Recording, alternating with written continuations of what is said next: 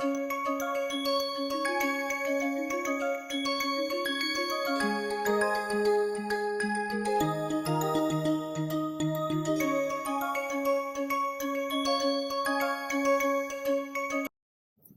learners, welcome back to NPTEL online certification course on novel drug delivery systems.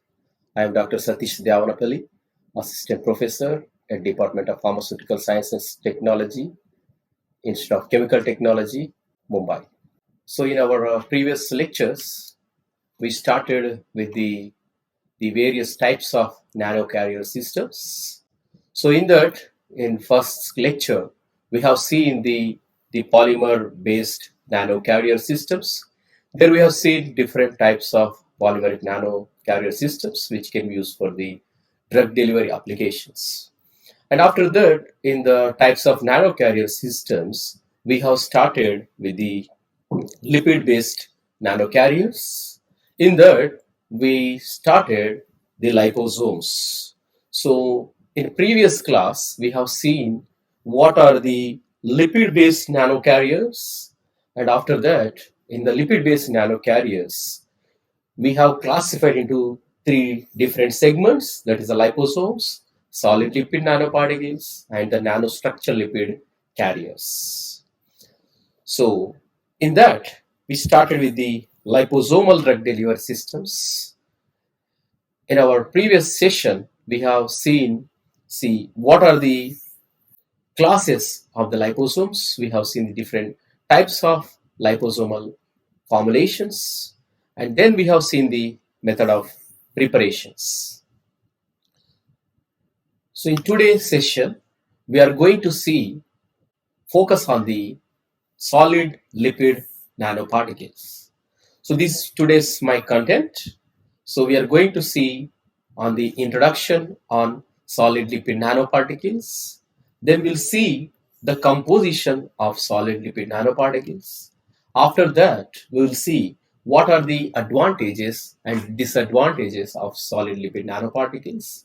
Then we will see the method of preparations of solid lipid nanoparticle. And further, we'll see what are the various applications of solid lipid nanoparticles. And then we'll see one case study.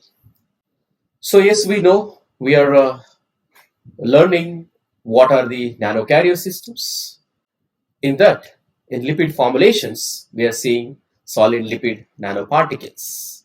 Yes, as definition suggests that solid lipid nanoparticles are submicron colloidal carriers, which ranges from 50 to 100 nanometer, yes, which are composed of solid lipid, and that is dispersed in a water or surfactant solution. Now, we'll see what is the difference between the liposomes and the solid lipid nanoparticles. Whereas in lipids are the bilayer structures, there we use lipids. In some cases, we use surfactant solutions also. But whereas here in solid lipid nanoparticles, we are going to use the solid lipids instead of the soya lecithin and other type of phospholipids. So here the major component is the solid lipid, the lipid which will stay in a solid nature at room temperature and body temperature. So which we need to disperse in a water or with a surfactant solution, or you can also say emulsifying agents. So these are the alternative to liposomes, emulsions, and polymeric nanoparticles. So today we are going to see how they are the better compared with the liposomes and other emulsions and polymeric nanoparticles. So SLNs are more stable than the liposomes due to the rigid core consisting of hydrophobic lipids that are solid at room and body temperatures, which are surrounded by the emulsifier or surfactant monolayers. Now, once here we will select only the lipids which are solid in nature, right? So, which are more stable compared with the liposomes. We know the liposomes or liposomal formulations have the limitations. The one of the major issue will deal with the low drug loading as well as drug leakage. That is one of the major limitation for the liposomes. Not only that, the phospholipids which undergo the degradation, undergo the oxidation and the rancidity. So that is also one of the major limitation with the liposomes. So coming to that, the drug loading is one of the major issue for the liposomes. By using SLN, we can enhance the drug loading with the solid lipid formulations.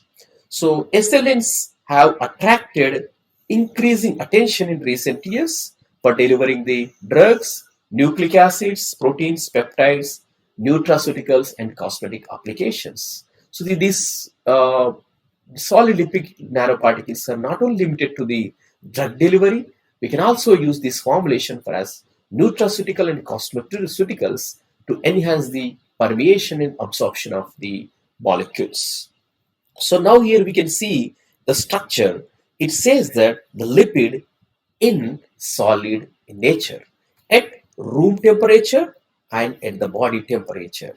So that's why this has a capacity to load the high amount of drug in their structures. Now the outer surface is surfactant layer, or you can say the emulsifiers, so which will stabilize the formulations. And in this lipid, the solid lipid, we will melt and will disperse our drug and will emulsify with the surfactant solutions.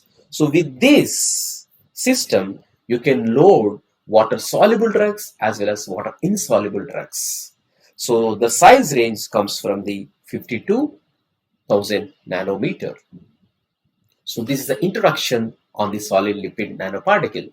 Now we'll see, with the brief introduction, we understand that it contains lipids and the surfactants along with the drug. So here it contains the lipids and as well as surfactants. So lipids are main component of the formulation that determine the stability, release, encapsulation and loading of active pharmaceutical ingredient. So when you compare with the liposomes and other emulsions, other type of the lipid-based formulations, the solid lipids, which you can maintain the highest stability and you can also control the release. Yes, with the solid nature of solid properties, the solid lipid properties, which help for the high encapsulation and the loading of the drug.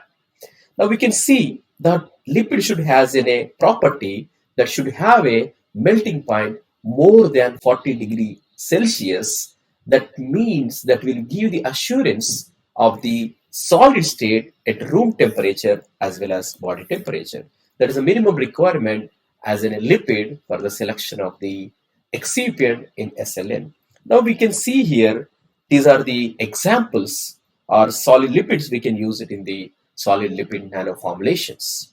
So fatty acids, so these are the examples. We can use it in as an ingredient or solid lipids in solid lipid nano formulations. And the triglycerides, glycerides, acyl glycerols, waxes, and the cationic lipids.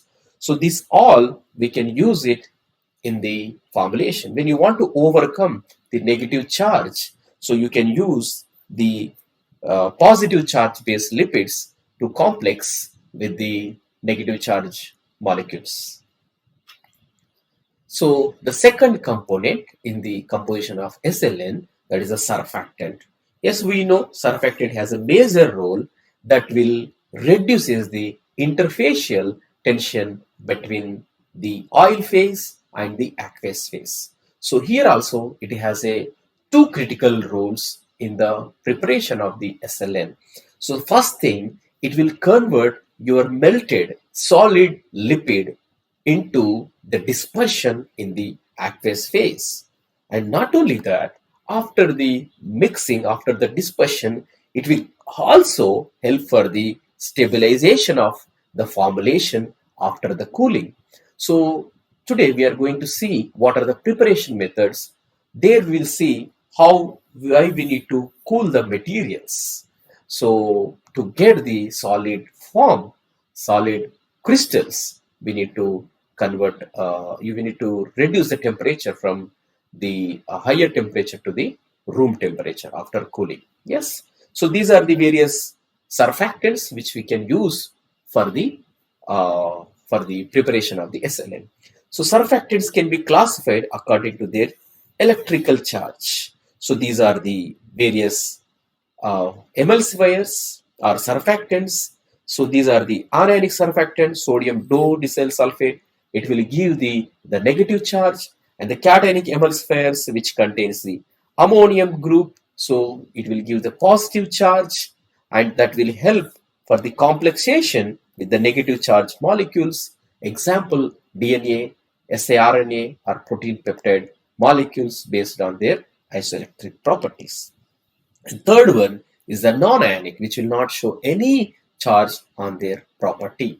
So the example is pluronic F68, twin 20 or twin 80 are the non-ionic surfactants. The amphoteric surfactant also you can use it based on the properties of your drug. So the phosphatidylcholine and the phospholipids are the example of the amphoteric surfactants. Yes, there are the cases we can also use co-surfactant, which generally we use in case of preparation of the microemulsion. So similarly, butanol, ethanol, low molecular weight polyethylene glycol, propylene glycol, sorbitol monostearate. So we can use it as in surfactants in a formulation. So now here we'll try to understand what are the advantages of the SLN, solid lipid nanoparticles, compared with other formulations. Now you can see in the lipid formulations criteria, a lipid formulation segment.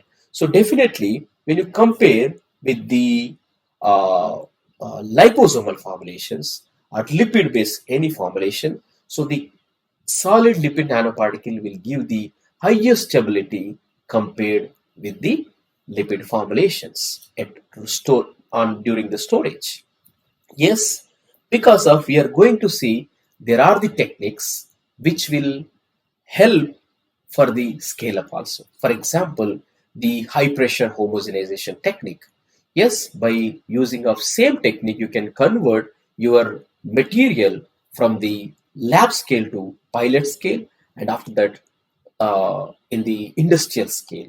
So that scale up can be possible with the high pressure homogenization. There are the continuous methods also which will help for the scale up of the solid lipid nanoparticles. Whereas some batch type of nano preparation methods will not help for the scale up. Yes, because we are going to use here the lipids, which are, of course, you will not see any toxicity. That is, we can reduce the toxicity compared with the polymer formulations.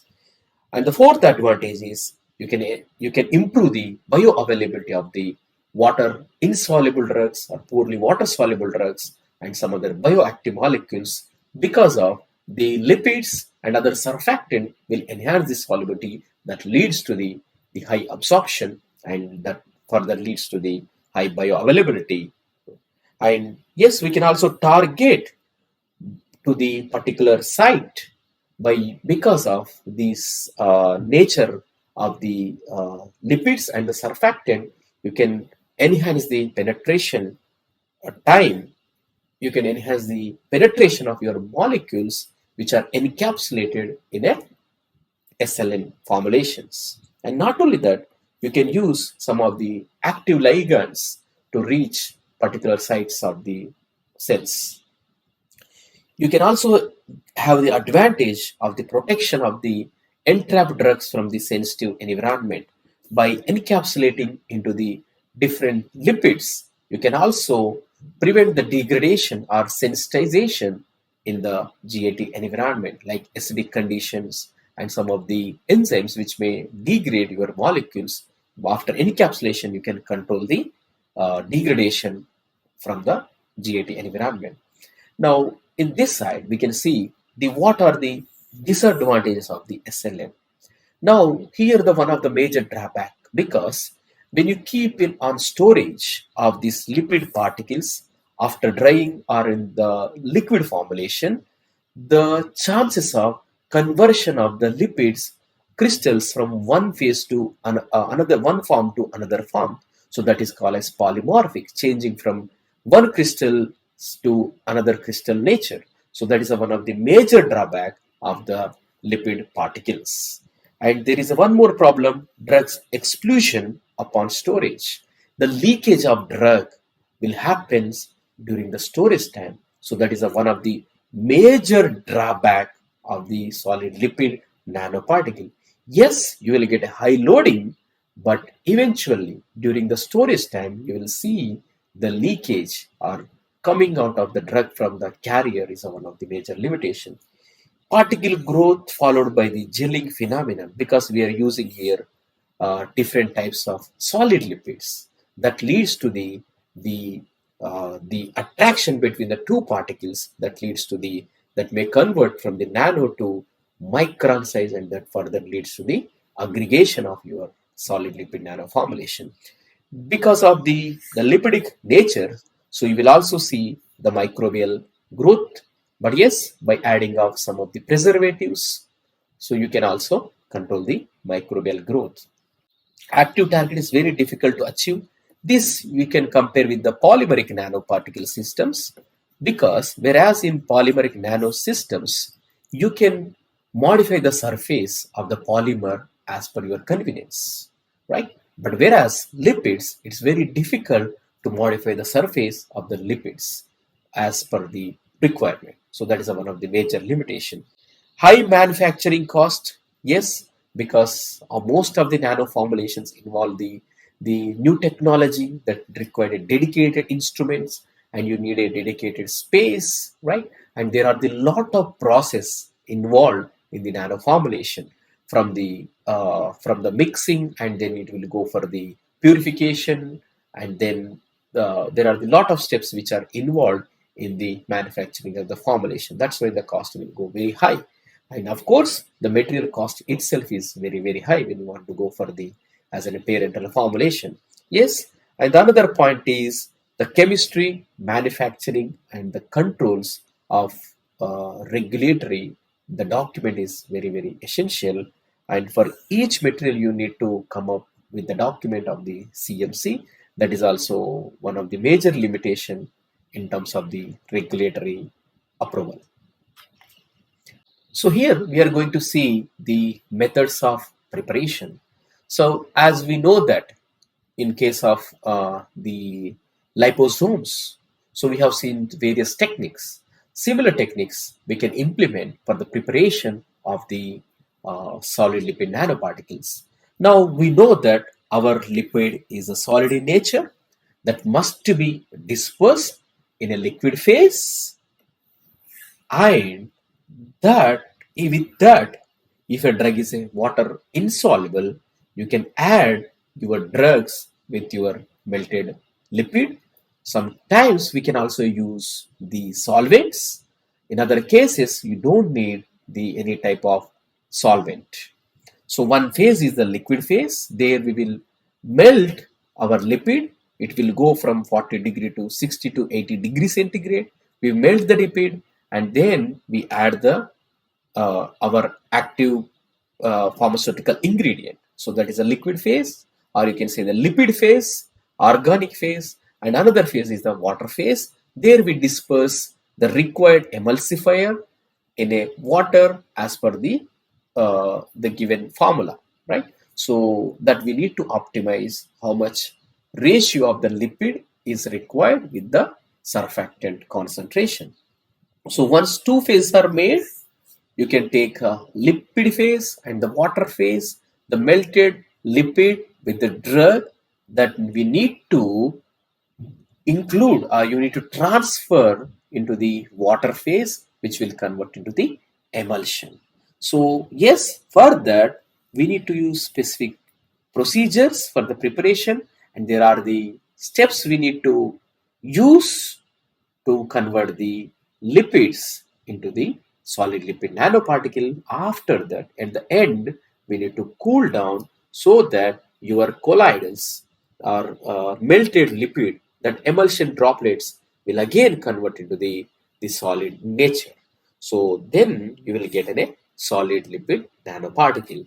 So in next slide, we are going to see what are the preparation methods we can use it for the SLN formulations. Now, any nano formulation preparation method can be classified into three categories based on their mechanism, right? So first is that the high energy method, so which involves the high energy. Yes, you need a mechanical instruments which will induce the different types of the energy.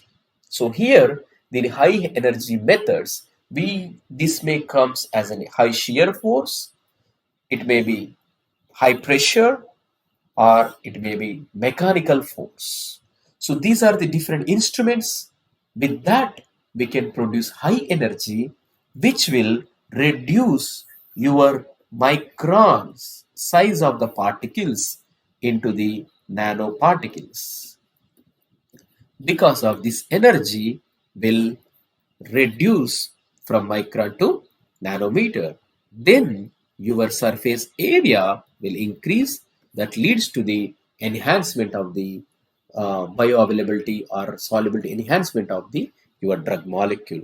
So the first technique is high pressure homogenization, which involves the high pressure. You need to pass your molecules or water insoluble molecules, or you can say the lipids, through the high pressure. So the pressure may comes from the 500 to 5000 bar pressure, which can perform in the two condition, either hot or cold, based on your material properties. The second thing, second high energy method is ultrasonication, which will produce the cavitation, nothing but it will form the bubbles, and which will break the your large particles into the small particles by the cavitation mechanism. And third one is the high speed homogenization. In the next slide, we are going to see all these instruments. So high speed homogenization, it works on the shear force, so which will also reduce the particles from micron to nano range. But the capacity of the high pressure is very high compared with the high speed homogenization. Yes, by using supercritical fluid like carbon dioxide, you can reduce the particle size. You can make a even polymeric nanoparticle, you can make a lipid particles, we can also make inorganic nanoparticle by using supercritical fluid method. Yes, in the low energy method, so there it will not require that much energy, high energy, it requires a minimum energy to reduce the particles from micron to nano size. Yes, it will not consume significant energy to achieve the particle size reduction. So the simple method is simple mixing or doing with the stirring, which will reduce the convert the particles into the nano size. So which are called as emulsification method, microemulsion, which will not require any energy, whereas nano emulsion required high pressure, ultrasonication, high speed homogenization, because there we need to reduce the particle from micron to nano. And then single emulsification method, double emulsification method, which will also comes under the low energy method. With these two techniques, high energy, low energy, we can make the solid lipid nanoparticle. And third one is the methods based on the organic solvents. So these are the solvents we will use to dissolve the lipid, and then we'll do the emulsification method, that is a solvent evaporation method, solvent diffusion. So we use solvent to dissolve the lipid, and then we'll transfer it to the aqueous phase, and after the preparation we need to remove the solvent either by evaporation method or by diffusion method. So now these are the instruments. So here is the high pressure homogenization method. With that you can reduce the particle size from the micron to nanos range. So here you need to pass the particles, so that will go and impact on that the arrangements, so that will reduce the particles, and from this you will get the sample, right? So this is the ultrasonication. So with this here it will produce the bubbles that will break the particles into the nano size. And there is high shear homogenization, this also works, but the capacity of the reduction is very, very less.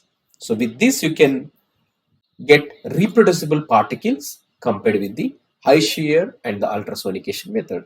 And third one is the last one is the emulsification, which is very, very simple. It is only involvement of mixing only. So here we use the water phase and this lipid phase will do the homogenization. You will get a primary emulsion, that is water by oil emulsion. After that, once if required, you can add into the secondary emulsion, that is outer emulsion, do the homogenization, you will get the multiple emulsion. So now these are the various applications of the solid lipid nanoparticles. Solid lipid nanoparticle can be used in the oral drug delivery to improve the bioavailability of the water insoluble drugs, which further you can use it for the various treatments. Yes, you can also use for the parenteral drug delivery by control the release in the intravenous systems or intramuscular systems, which is also called as long-acting injectables. So by loading into the solid lipid nanoparticle, you can also control the release, which can, after sterilization, you can use it for the parenteral administration. Yes, with this transdermal drug delivery, you can also enhance the penetration because of these are the lipid in nature. You will see the high penetration through the skin, which can also use for the topical and cosmeceutical applications. The targeted cancer therapy, yes, you can also modify the surface of the solid lipid nanoparticle. You can reach to the cancer cells by labeling with the monoclonal antibodies or some of the ligands, which will directly reach to the cancer sites. After that, you can also use the antigens to encapsulate in a solid lipid nanocarriers, which will enhance the immune response compared with the plain antigens. So here you can encapsulate any type of drug molecules, even biological molecules, as well as some of the monoclonal antibodies, proteins, peptides, other cosmeceutical products also. You can also use it for the gene delivery by complexing with the cationic lipids. So here is a one case study we will see. So yeah, so this is the reference for this study. So here what they done, they have developed the ritonavir loaded SLN for the oral drug delivery and bioavailability enhancement. Now we know that ritonavir is used for the antiretroviral drug for the treatment of HIV, that is a low soluble in water, and that leads to the low bioavailability because of the low absorption. Now, this study speaks that they have prepared the SLN by using hot homogenization method. Further, they have used the ultrasonication. They prepared a homogeneous formulation, then they reduced the particle size into the 265 nanometer.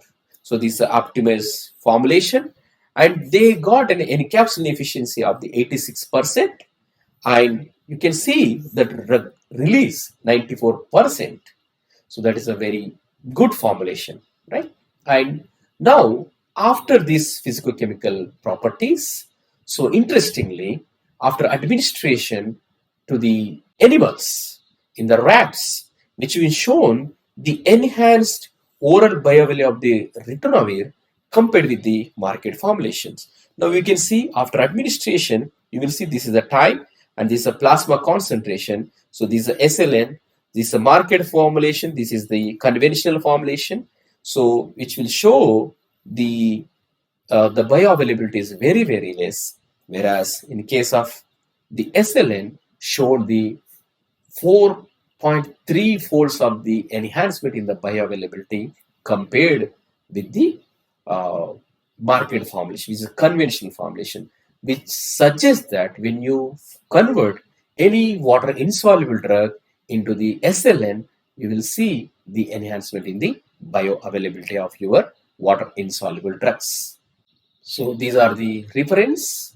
So in conclusion, so today we learned what are the solid lipid nanoparticles, and we have seen what is the composition of the lipid nanoparticles, and we have seen the different types of solid lipids, and then we have seen what are the advantages and disadvantages of the solid lipid nanoparticle, and after that we have seen the the various preparation methods of the solid lipid nanoparticle. And not only that, we have seen the various applications of the solid lipid nanoparticle. And last, we have seen the case study. With this, we can stop today's lecture.